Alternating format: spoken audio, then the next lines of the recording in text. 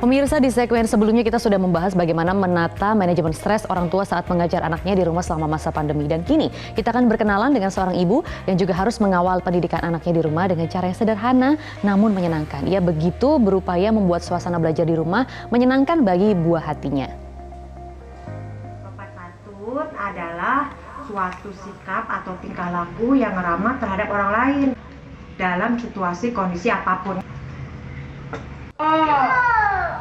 Ibu bernama Angelia ini sedang mengajarkan pada si sulung Jeneline tentang pentingnya bersikap sopan santun.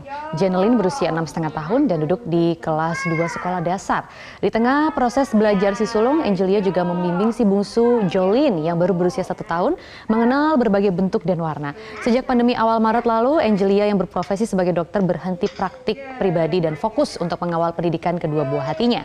Dengan alat dan cara yang sederhana, Angelia dengan kreativitasnya membuat kondisi belajar seolah menjadi proses bermain yang menyenangkan.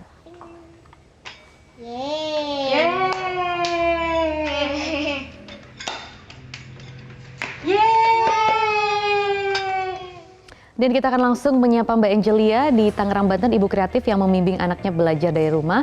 Hai Mbak Angelia. Halo. Hai, dan juga ada Jen di sini. Apa kabar? Sehat ya? Sehat. Oke, syukur. Terima kasih sudah bergabung di Selamat Pagi Indonesia. Mbak, saya lihat betapa kreatifnya tadi Mbak Angelia mengajar dua buah hati ya, sekaligus di sini. Padahal latar belakang Mbak ini kan tadinya berprofesi sebagai seorang dokter. Nah, bagaimana seorang dokter bisa mendapatkan cara-cara kreatif seperti itu? Kalau saya banyak melihat juga sih ya, sekarang kan teknologi sudah semakin maju. Jadi saya banyak melihat juga dari media sosial seperti Instagram, Facebook, Pinterest, banyak sekali sih sebetulnya. Sekarang apalagi sudah banyak sekali ibu-ibu kreatif juga yang mengupload kegiatan anak, sumber-sumber bahan materi pelajaran juga sangat banyak sekali ya sekarang. Gampang sekali ditemui asalkan kita memiliki kemauan untuk browsing, cari-cari informasi. Sekarang sudah banyak sekali, Mbak. Oke, nah itu berarti awal mulanya langsung dengan cara kreatif atau sempat cari-cari cara dulu yang efektif selama masa pandemi? Awal-awalnya memang dari sebelum pandemi memang saya sudah mengajarkan anak saya ya, dari dia belum sekolah.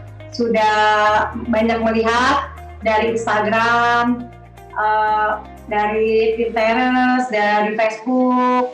Kemudian jadi begitu pandemi langsung stop saya prakteknya, tapi memang saya nggak terlalu kaget juga karena memang sebelumnya sudah biasa juga mengajarkan anak saya sendiri gitu. Jadi begitu pandemi langsung cari-cari banyak cara untuk membuat belajar menjadi lebih menyenangkan dan tidak membosankan.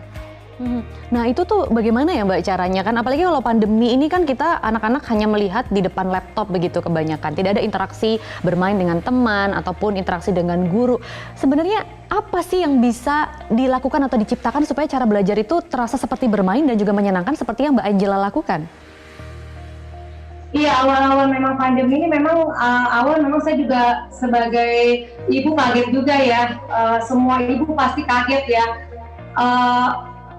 Yang penting itu adalah kita sebagai orang tua dan anak, kita harus pastikan anak kita itu cukup istirahat, cukup tidurnya, dan kemudian kita membuat jadwal secara teratur, juga jangan terlalu lama supaya anak tidak merasa bosan, tidak merasa jenuh. Kan tiap hari juga udah lihat laptop, setelah itu kita bisa mengarahkan anak kita juga dengan menyalurkan hobi mereka. Kalau misalnya anak saya kan hobi musik, saya biarkan dia musik gitu. Untuk kreativitas juga kita bisa menggunakan bahan-bahan yang ada di rumah. Tidak usah memaksakan membeli mainan yang mahal, tidak usah memaksakan untuk membeli sesuatu yang mahal ya. Jadi bisa pakai benda-benda yang di rumah juga sih Mbak. Jadi bisa pakai kardus, misalnya botol, tutup botol gitu. Itu kreatif ya. Kalau gitu saya pengen nanya sama Jen, kamu paling suka belajar sama mama itu belajar apa nih? Suka belajar apa? Suka belajar Inggris.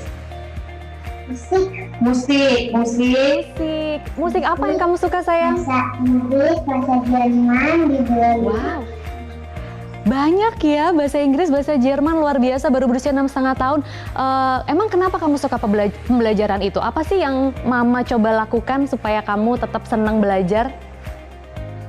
Apa yang Mama lakukan supaya dia senang belajar? Mama sudah marahin aku. Oh, itu betul-betul kalimat yang sederhana, tapi itu penting karena memang banyak sekali yang susah mengontrol emosinya. Tapi pernah nggak sih Mbak kelepasan kontrol? Pernah nggak sih emosi saat harus mengajar? Pernah ya, pernah. Terus bagaimana cara Saya menanggulanginya? secara manusia pernah. Biasanya kalau emosi itu apabila jika saya terlalu menetapkan standar yang tinggi ya, ekspektasi terhadap anak saya terlalu tinggi. Misalnya udah dikasih materi nih, saya merasa anak saya harusnya bisa gitu ya, harusnya dia bisa, tetapi dia nggak bisa gitu. Jadi itu marah ya kita ya, emosi. Jadi kalau misalnya udah mulai emosi itu, saya tarik nafas, saya kadang-kadang saya tinggalkan dulu deh anak saya tinggalin dulu. Iya. Oke, itu cara yang jitu ya sebenarnya, kita menyendiri dulu ya, cari me time supaya dulu. bisa refleksi. Baik, Mbak Angelia, kemudian bagaimana cara mengatasi kalau tiba-tiba Jen bosan begitu? Kemudian ada nggak sih Mbak masukan untuk ibu-ibu di luar sana supaya tetap bisa menahan emosinya selama mengajari anak school from home di rumah ini? Iya, kalau supaya Jen nggak bosan, saya kadang-kadang memberikan belajar itu juga dengan bantuan alat peraga ya, supaya terlihat menarik, nggak melulu dari buku gitu, worksheet yang begitu banyak gitu, tapi bantulah dengan alat peraga. Kemudian kalau Jalen udah mulai ngerasa bosan, saya udah lihat dia udah capek, ya udahlah Jalen boleh main apa yang dia suka, atau membaca buku, main musik, terutama ya rilisnya Jalen tuh dia main musik, main piano, main gitar, ya udah kasih aja dia bebas gitu untuk dia berekspresi. Biasanya saya seperti itu sih. Oke, terima kasih Mbak Angelia sudah memberikan inspirasi di sini, dan juga terima kasih Jen. Itu penting banget ya, karena Mama nggak pernah marah. Terima kasih sekali lagi, karena memang kalau anak dimarahin itu akan merasa tertekan dan itu akan mengganggu emosinya. Nah, semoga itu tadi bisa memberikan inspirasi untuk Anda para orang tua yang juga mengajarkan anaknya selama masa pandemi belajar di rumah. Jangan lupa subscribe di YouTube channel Metro TV News dan juga nyalakan notifikasinya.